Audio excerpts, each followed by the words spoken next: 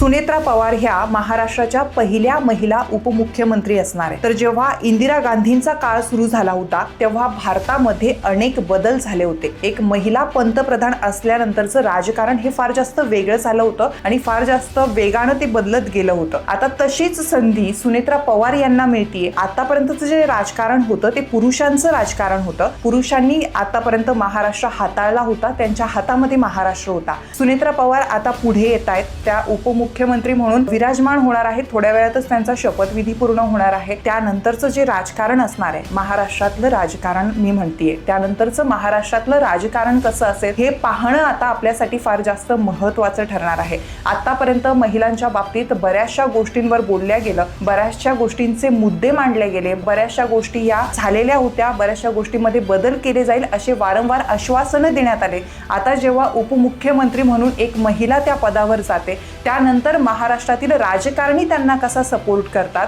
आणि महाराष्ट्र कशा पद्धतीने विकासाच्या दृष्टीने पुढे जातो। सोबतच सुनेत्रा पवार यांना अजित पवारांची साथ होती, अजित पवारांची शिकवण होती, त्या शिकवणीवर त्या ठामपणे महाराष्ट्राच्या विकासाला गती देता का हे पाहणं आपल्यासाठी महत्त्वाचं असणार आहे। तुम्हाला सुनेत्रा पवारांबद्दल काय वाटतं ते कमेंट करून नक्की सांगा आणि पुढे येणाऱ्या घडामोडींबद्दल तुम्हाला आणखीन काय वाटतं तेही कमेंट करून नक्की सांगा।